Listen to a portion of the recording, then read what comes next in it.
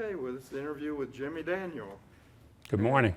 Uh, Why don't we just begin by talking a little bit about your family tree? And I think you said your family moved from Powder Springs in late 1953 Mm-hmm. when you were of the ripe old age of 6 months. That's correct. That's correct. And you said there's also a Dallas, Georgia connection? Yeah, both my parents and both sets of grandparents were from Paulding County. And so I spent a lot of time, even though I lived in Acworth, spent a lot of time in the Dallas area. Mm-hmm. So when I first moved back out there in 1996, I guess it was, I could be standing in the line at the grocery store and be talking to somebody and come to find out I'm related to them somehow. Uh-huh. And but yeah, if you've lived out in that area for a while or whatever, you're related to a lot of the people that live there. But since it's grown so much now, it was one of the most growing counties in the whole state for a while, Mm-hmm. and it continues that way. But it's a fun place to live, but it's getting more and more busy every day. Mm-hmm. So. I used to go out to Dallas to work with Judge Bud Foster when he was. Oh, running Judge Foster, district in yeah. Paulding Yeah. County. Yeah, I know Judge Foster. Yeah. And then his son is also a judge. Yep. Yep. So you've got connections between everywhere from Dallas through Powder Springs into Acworth Mm-hmm. over That's the correct. years. But you were also telling me earlier that you've done a lot of genealogy search and found out you had some pretty prestigious ancestors. Yeah, the two that are probably the most famous were a guy named Robert Daniel. He was born in 1646 in Wales, came over to the U.S., came over to Charleston, South Carolina, actually, through Barbados. He was a ship captain, but I haven't ever found the manifest of the ship. I've got the ship's name, but can't find the manifest for it. So to see if any other people were on the ship, whether or not he was transporting people or whatever he was transporting. Mm-hmm. But he ended up in Charleston, and he was, over a period of time, was named the, how would I say this, the first colonial governor of both North and the South Carolina territories. Mm-hmm. But also he owned part of Parris Island, which is now the Marine Corps Island.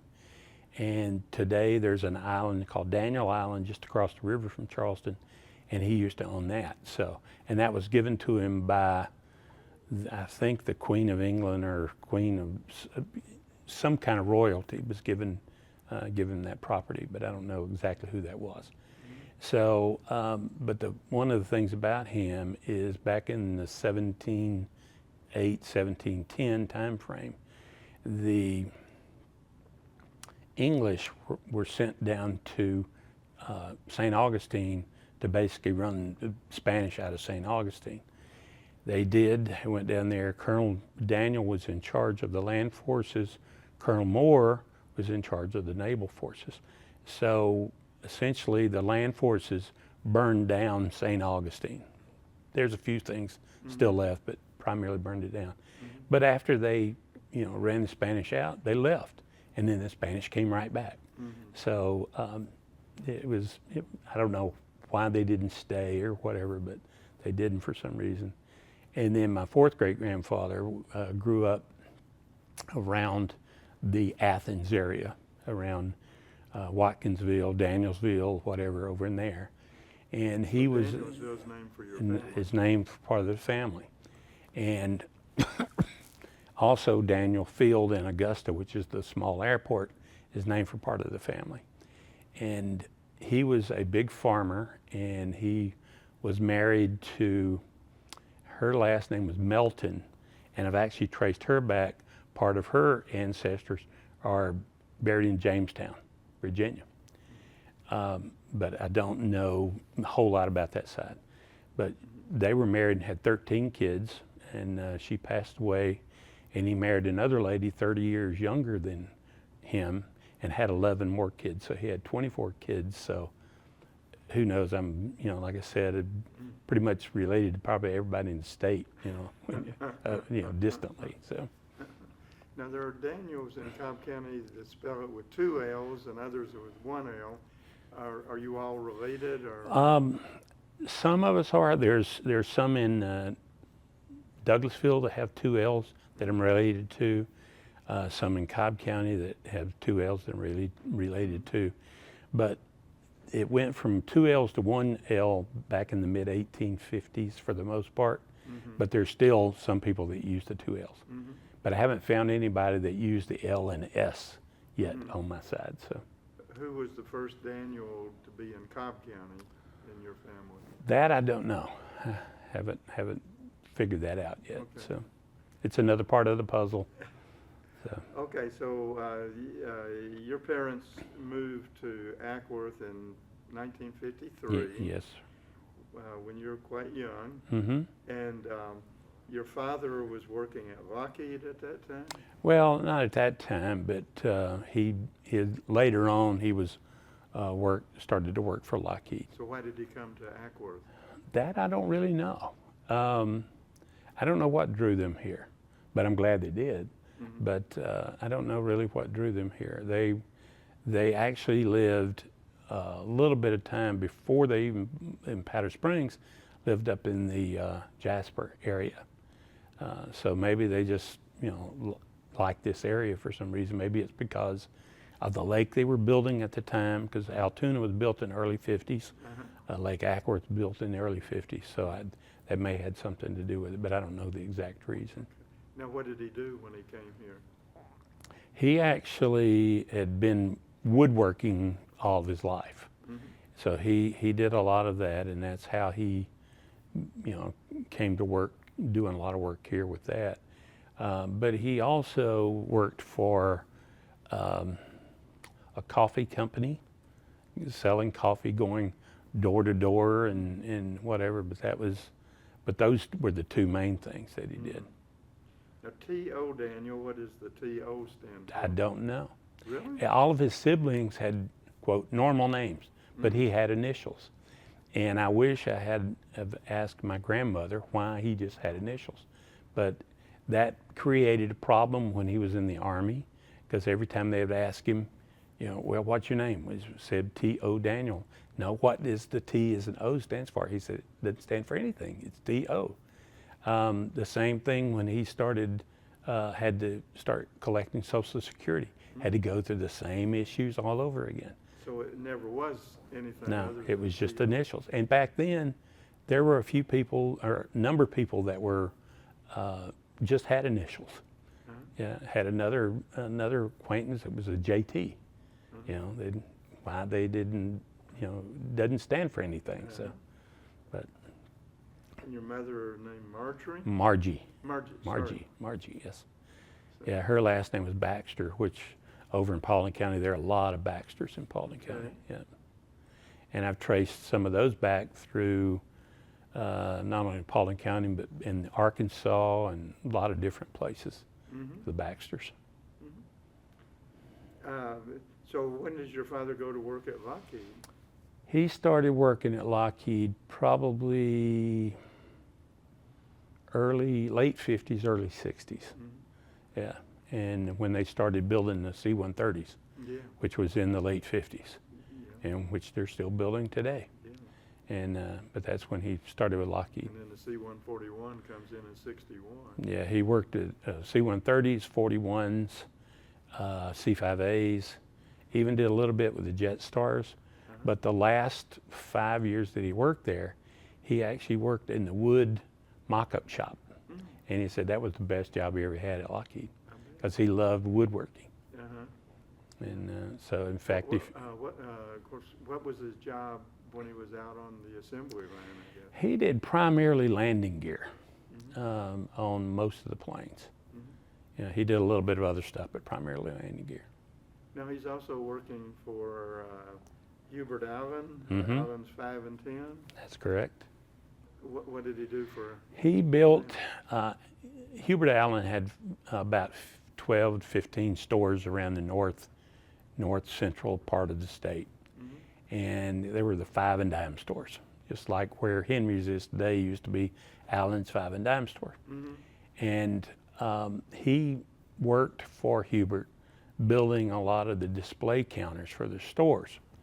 And actually the wood shop was in the basement of the Fabric Center, which is now the little park right behind Henry's. And so he was in there, but he built all of that for Hubert Allen.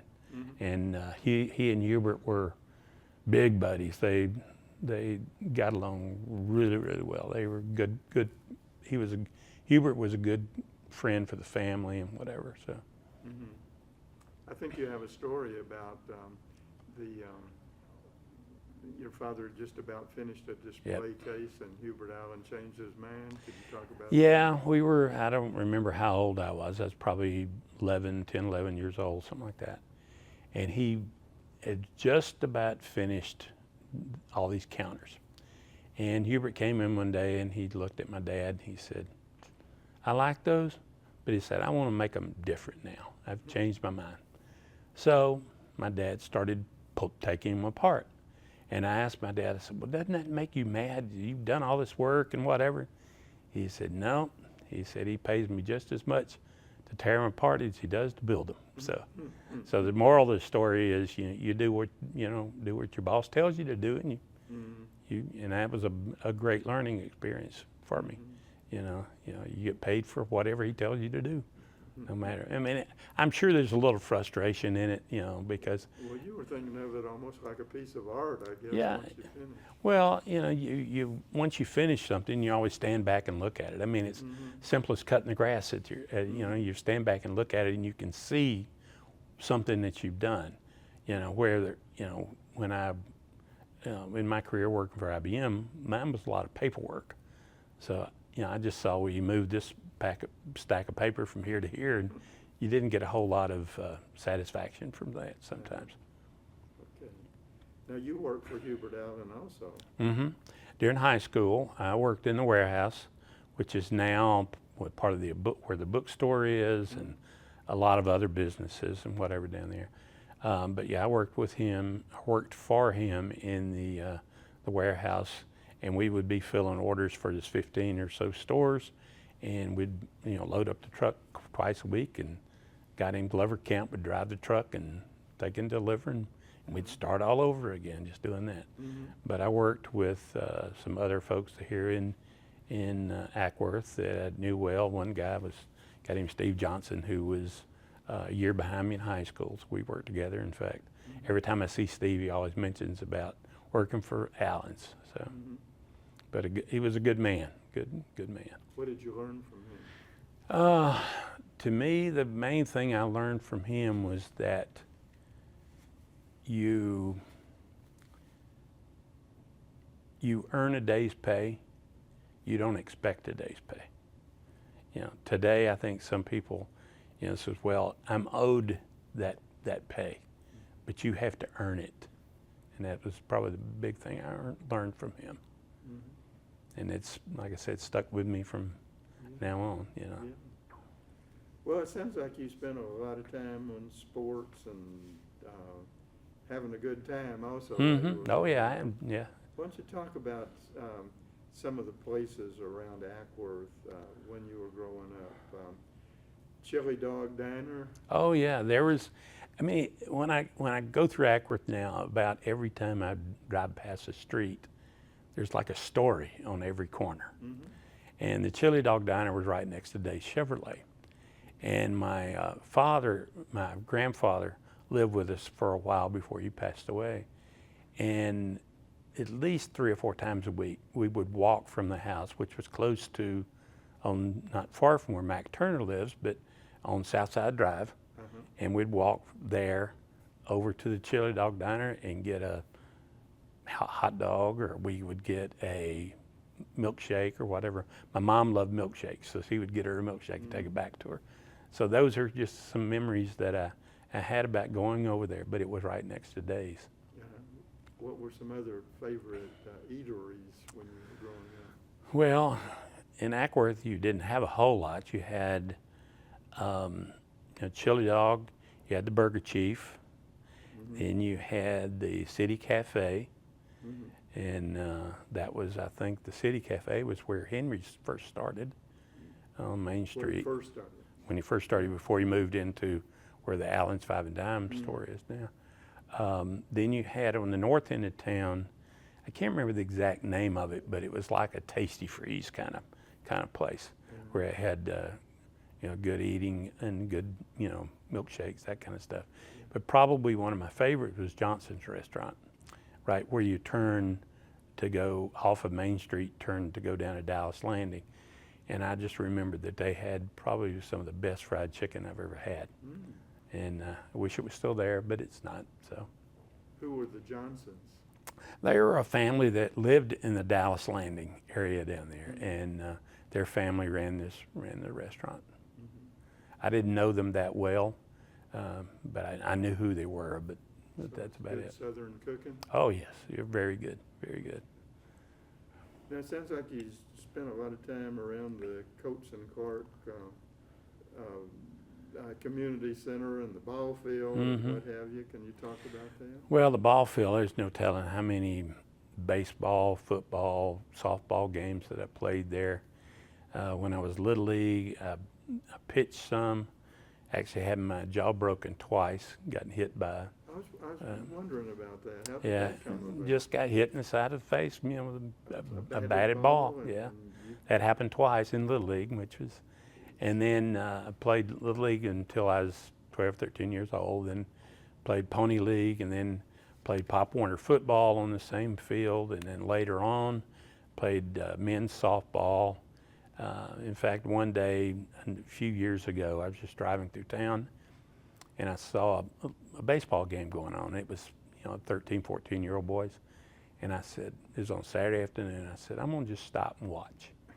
And it was, the stands hadn't really changed a whole lot. I mean, they painted them and that kind of stuff, but they're still pretty much the same way they were.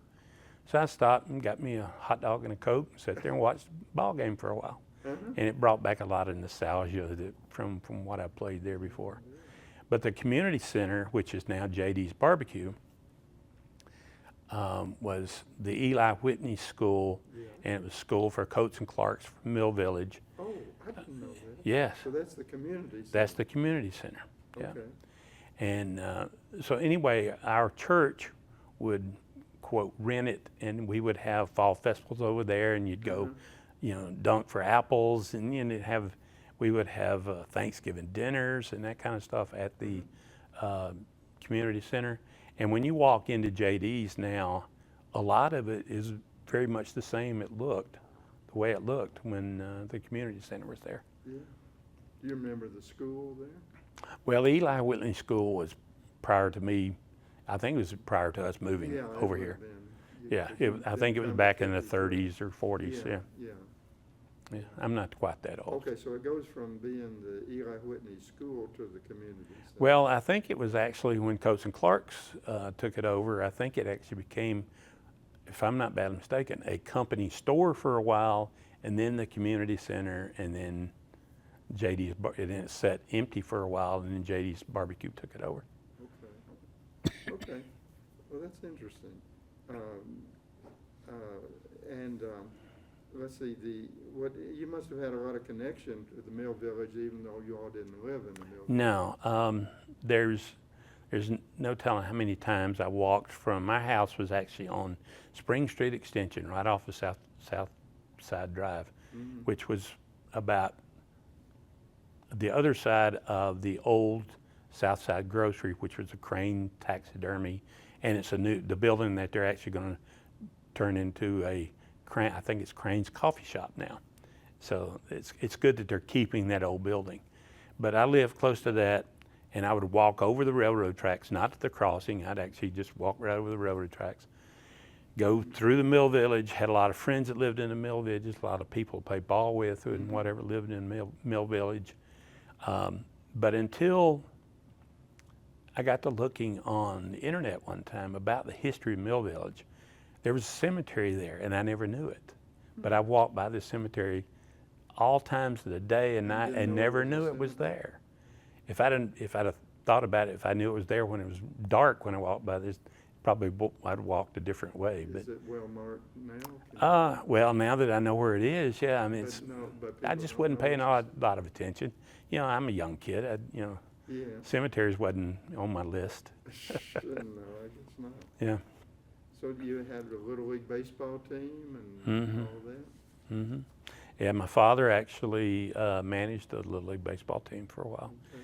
In fact, one of my close friends, I see, you know, on a very often basis, is a guy named Chris Close, and we played Little League baseball together. Mhm. Yeah, but a lot of the people that played on other teams and whatever, or played football with and whatever, still stay in touch with a lot of those folks. Mhm. What was the name of your baseball team? The Dodgers. Okay. Can you believe that? Okay. Not a real good name here in Atlanta, but yeah. Okay. Well, I tell you what, when you were coming along, there weren't any Major League Baseball teams. No, you had the Atlanta Crackers. In fact, that was the first, quote, professional team Mhm. ever got to go see is at the old Oh, ballpark, Ponce. Ponce de Leon ballpark, So across you from went the down old there and Sears watched store. them. Okay. Yeah, which is now Atlanta Marketplace or Well, that whatever. was, So, an all-day outing to go down there. oh yeah, yeah.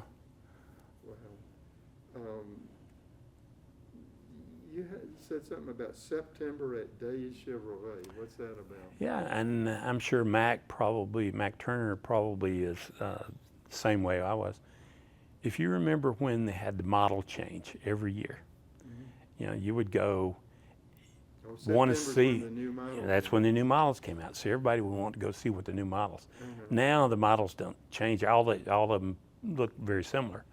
But back then, you would look so forward to September to go in to see what the new models were. So I'd walk from the house, go, and I'd just wander around Days and whatever. And my father and Levi Day were good friends. Mhm. And I just wandered around looking at the new cars. And it was just, September was something you look forward to. Mhm. And barbecues in the Mill Village? Oh yeah, I wish they still had those. They had them primarily at Memorial Day and Labor Day. And it's just below where JD's barbecue is now. There's a big flat area, like a little park, and they would build a big pit, Uh-huh. and you know they would cook all night, and the whole town would show up, and the bands from the high school would come and play, and a lot of different things going on. But some of the best Brunswick stew. So from the old Eli Whitney School, JD's Barbecue, Hmm. it's down which Yeah, way? it's kind of, there's a creek down there, Yeah. and it's kind of flat spot down next to the creek. That's where they had the Oh, barbecue pits. okay. Yeah, I'm sure there's some pictures of those around because there's So probably there's a lot of. historical connection to having a barbecue Oh, yeah. place in the school. Mm-hmm. Mm-hmm. Wow. That's true. What time of year would you be doing this? Anytime? Fall of the year? Primarily Labor Day and Memorial Day, and sometimes 4th of July. Mhm. But you know, they had it 2 or 3 times a year. Yeah. And by the time you came along, I guess a lot of the old mill houses were actually owned by the people that were Mhm. living in. Most of them were, yeah. Yeah. In fact, my dream, and I've told this to a bunch of people, is if I ever won one of these, you know, $1 billion lotteries or something like that, I would like to go in and take the whole Mill Village, not buy it or any of that kind of stuff, but restore each one of those houses to the way they were originally, Uh-huh. put in cobblestone streets, put in gas lights, Yeah. whatever for Mill Village, Yeah. and just restore the whole Mill Village. But there's a lot of history there. That in fact, on the internet, there's a whole history of the Mill Village, and it talks about I think there's 8 or 10 different styles of houses Mhm. that were built, and but it's very interesting. But I did have a lot of friends that lived in the Mill Village too. Uh-huh. Oh, I didn't know it was on the internet. I'll have to look. that Oh up. yeah, it's very interesting. And also too, we were talking about, you know, going from the house to the Mill Village. Mhm. Back then, and they still have it now, they have 2 train tracks. And sometimes a train would be stopped to let another one pass. Uh-huh. And if it was stopped back then, the engineers in the train, they'd let the little kids go up and look inside the train and how it all. So I've done that a number of times. Get up inside the train while it's sitting there. And, Yeah, but that was a fun time. I bet. Now they probably wouldn't even think about letting you do that. But Be worrying about liability. don't oh you? yeah, of course. And then camping at Dallas Landing. Yeah, Dallas Landing is one of the first true subdivisions that was built in the Ackworth area. And before they've closed it off now and made it a park, you used to get around the circle, you could go down there with your tent and go camping. So that's what we'd do a lot of weekends, just a bunch of guys go down there and, you know, when I was 14, 15, 16 years old, we'd ride our bikes and take our tents and we'd go camping down there.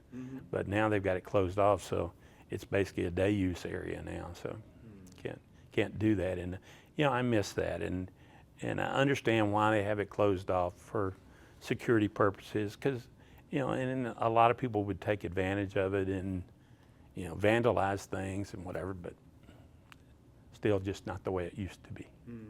Yeah, I'm one of those kind of people that I enjoyed the way it used to be.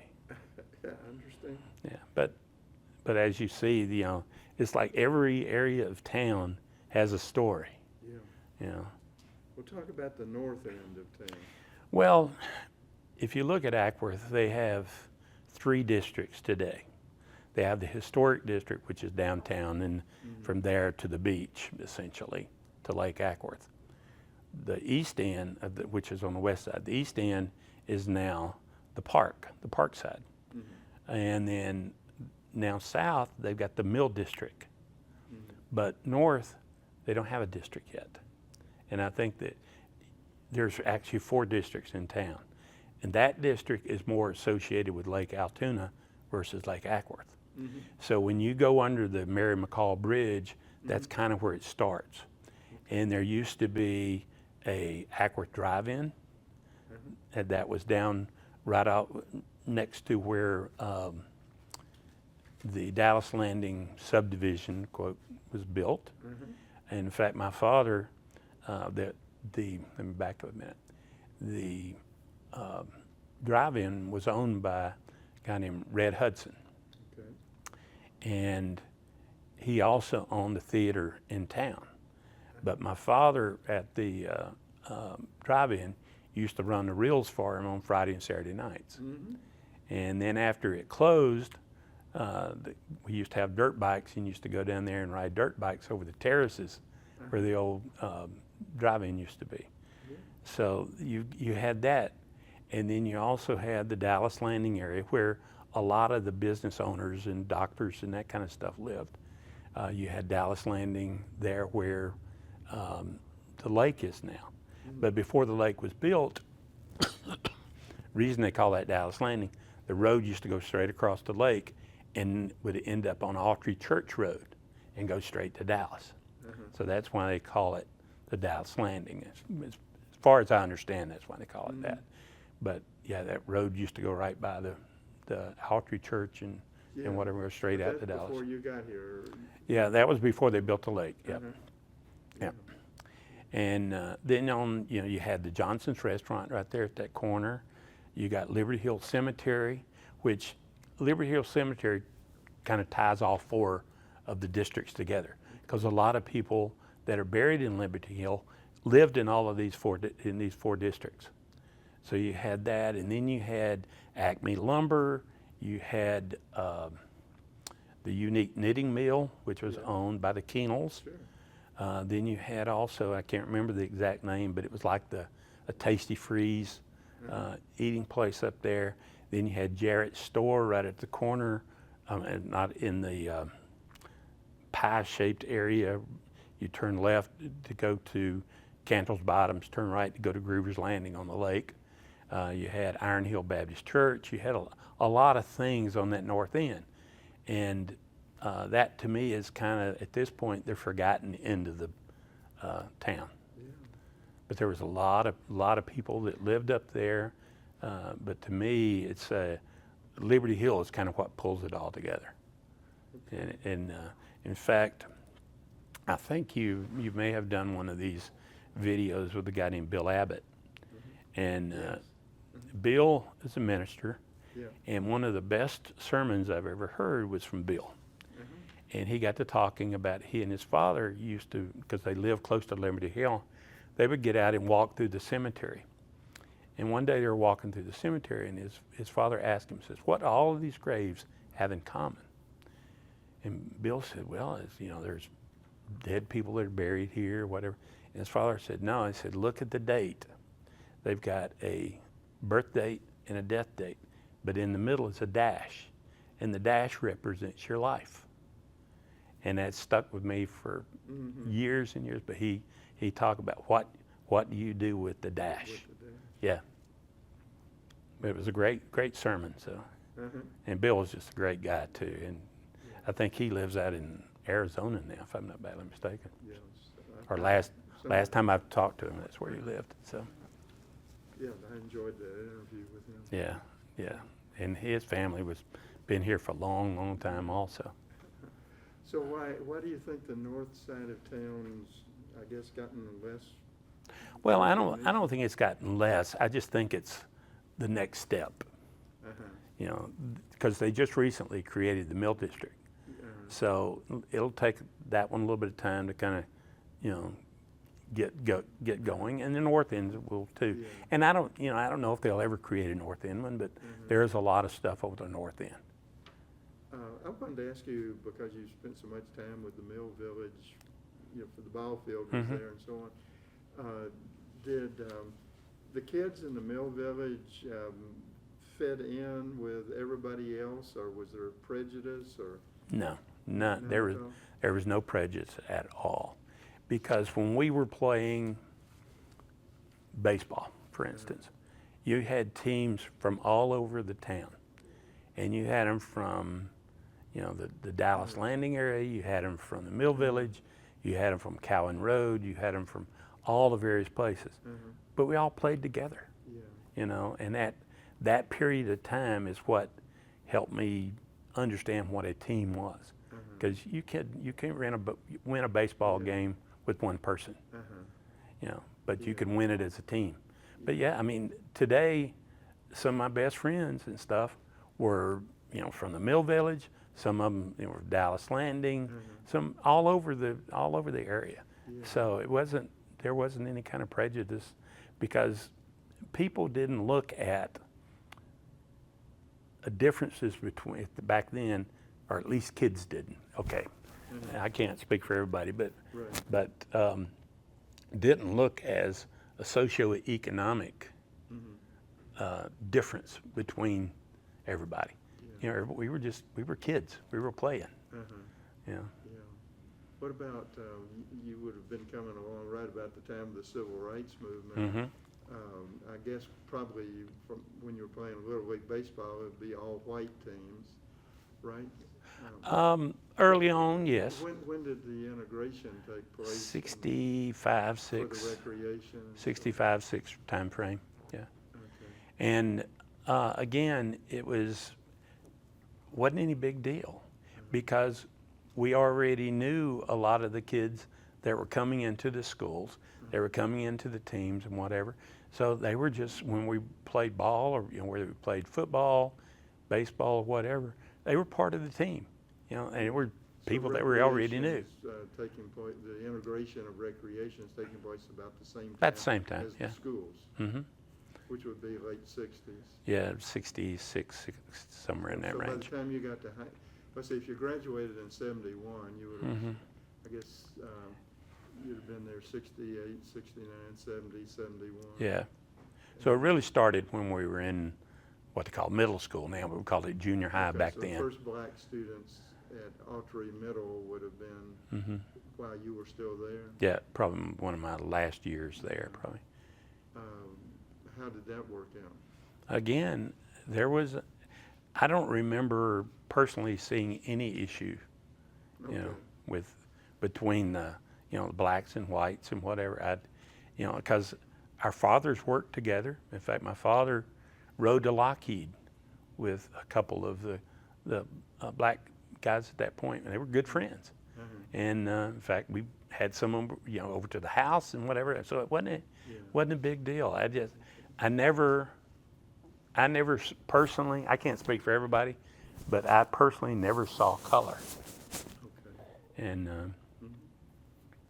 Okay. and I'm glad I didn't. And again, today I still, see some of the ones that I went to school with every so often, and they still live here in Ackworth. And that was one when they did Logan Park and that whole area over there. That was one of the best things I think had ever happened to Ackworth, doing that. In fact, when they had the tour of homes, one of the churches over there, I think it was Bethel Church, was on the tour of homes. That's the first time I've ever been in that church, and when I walked in, it was beautiful. I mean, but that was the first time.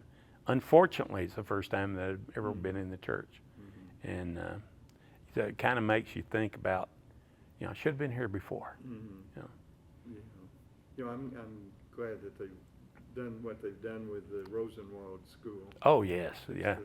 Made it a community. Yeah, the history of the Rosenwald schools is very interesting. About, I think he was associated with Sears and Roebuck, I believe, and he built schools all over. There's one I know, got the one here. There's one in Hiram that they've restored, but they're in the small communities, and what he did for the black communities was just amazing. And that was, I'm trying to remember when that was started, the 30s, 20s or 30s? The one in Ackworth. I mean, the whole Rosenwald School thing. Well, it starts right around World War I time. Okay, so the late teens then. Yeah, Okay. and then especially in the 20s, it really took off. Yeah. That's when the Ackworth Rosenwald School comes in. Yeah, I mean, that's like when I'm, working the car shows and I'm taking up the tickets for the car shows. I'm right across the street from the Rosenwald School. So I'm spending, I look at it and whatever, and I just go, they've really done a good job with that. There's a really nice Noble Hill, it's called, up in Cassville. It's a Rosenwald School Museum. So, okay, so I wanted to ask you about your mother. She was a stay-at-home mom, but she worked also with some of the schools. What was she doing at the school? She was what they call the lunchroom ladies, and Okay. along with some friends of hers here, that she worked at Ackworth Elementary for a while, or North Cobb for a while also.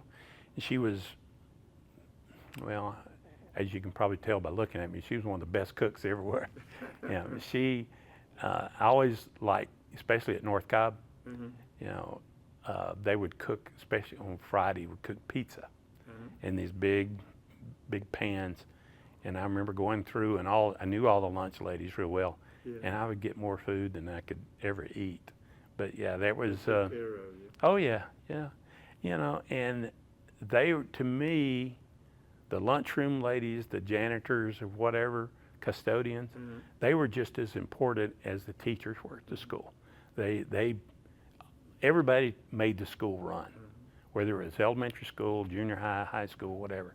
Now, was your mother a lunchroom lady while you were going to? Oh yeah, oh yeah, North Cobb? oh yeah, Okay. yeah. And then I knew, most of the other ladies too at the same time.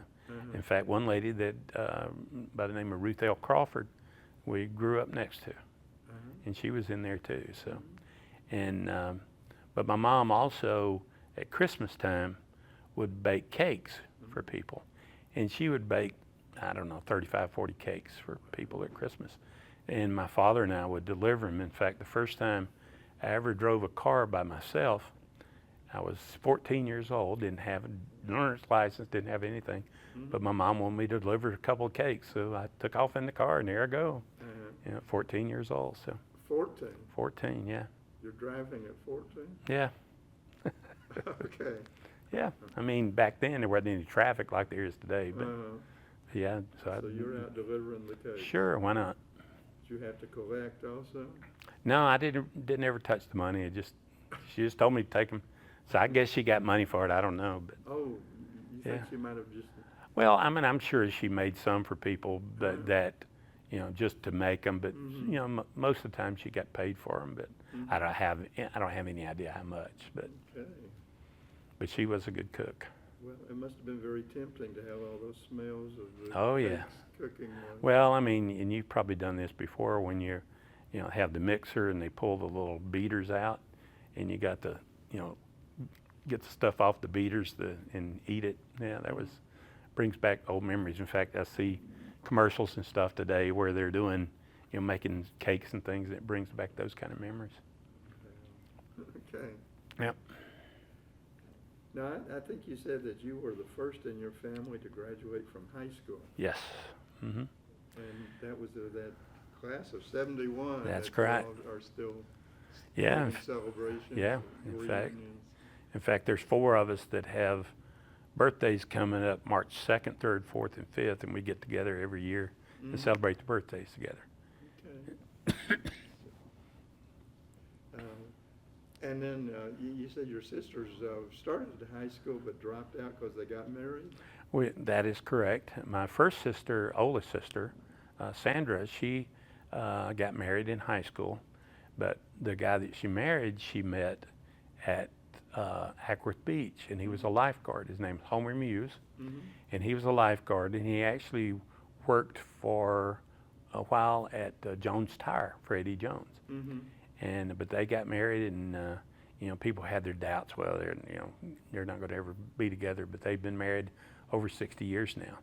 And then my other sister married a guy named Tommy Thompson from Hiram, and she passed away about 4 years ago, actually 4 years ago tomorrow. And they were married a little over 50 years. Wow.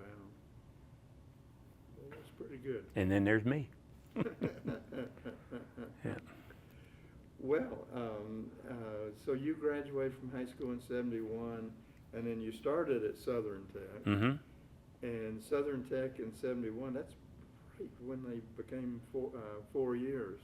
Yeah, just before that, yes.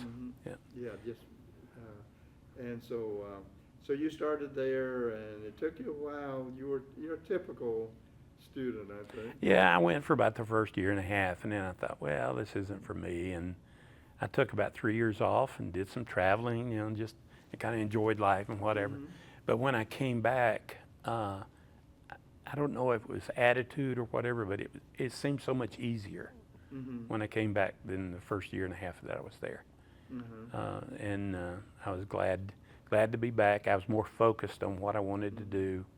And then about 6 months before I graduated, I started to work for IBM, and I worked there for 39 years. So it all worked out okay. Okay, so you started before you graduated? Yeah, about 6 months before. Okay. Yep. Well, I was doing my math too. And that was in If you were- 79. If you were there at Southern Tech 71, 72, and then you dropped out, that's about the last year of the draft. What was your draft number? Well, I actually went through the draft lottery twice, and both times it was high 200s. Okay. Yeah, but we had one guy that was in the neighborhood that his was number 1, and he left as soon as he saw that. He went to Marietta and joined the Air Force. Okay. So Well, you were pretty safe in the 200. yeah, they say anywhere from a 1 to about 100, you would typically get drafted. We were talking about, my wife and I were talking yesterday about dates that you really remember. As a guy, you remember when you turned 16 because you want to go get your driver's license. Then when you're 18, you got to go register for the draft. And those were 2 dates that I remembered, probably more than anything. And then those 2 days that I watching TV and they were pulling the dates and the numbers out. I'll never forget those 2 days too. I bet. Yeah, that's just the way the lottery worked. Yeah. There's a story, by the way, that I meant to ask you earlier about somebody driving through downtown Ackworth on a Saturday night at a very high rate of speed. Yeah, well,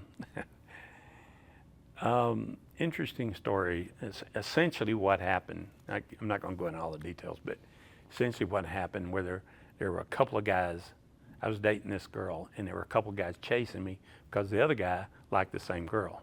So we was coming home from a date, and so they're chasing me, and I'm going through the middle of yes. Okay. And I'm going through the middle of Ackworth at 70 plus miles an hour, hoping that a policeman would stop me. There's not a policeman in sight. So anyway, I got to the house in about 5 minutes. He come driving by the house, and so but nothing ever really happened about it. But later on in life, I got to see him, and we would laugh about it. And it was just, he said, we were so stupid, just doing crazy things. I guess it's a statement of just how busy downtown Ackworth was on a Saturday night. Yeah, it was pretty deserted. Okay. I only had one red light, which is right there, was in front of Henry's now, where they used to have the crossover. But I don't even know if it was red or green, but I went through it. So Yeah. Well, tell me about Southern Tech in the 70s. You graduated in 79. That was right before it splits away from Georgia Tech. So it's Yep.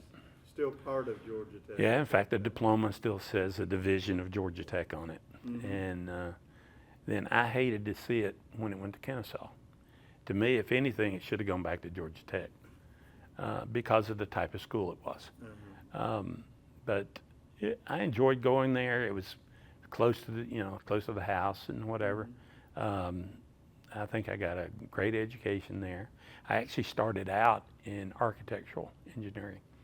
And then when I was in architectural about the first year and a half, when I came back, I switched to industrial engineering. But I took all of my electives either in mechanical, civil, or electrical, mechanical, civil for my electives. And Do you so, remember any of your professors? I can't remember his name, but one of the professors was a pilot. And he actually ended up in jail because he was flying drugs in on his plane. Yeah, I can't remember his name now, but yeah. So I, As well that yeah, just as well. But yeah, remains anonymous. but that was after I left, was when he ended up in jail because of that. So To find that story, that's the first I've heard that. yeah. Okay. Professor flying drugs. Yeah. He owned a plane and flew him in. Was that in industrial engineering? He was one of the industrial engineering instructors. Huh. I think I took a class called Engineering Economy from him, and among other things, but he was the one I remember most, probably because of that incident. Well, I guess so. What'd you think of your education at Southern Tech? Oh, I think it was a great education. In fact, Southern Tech has a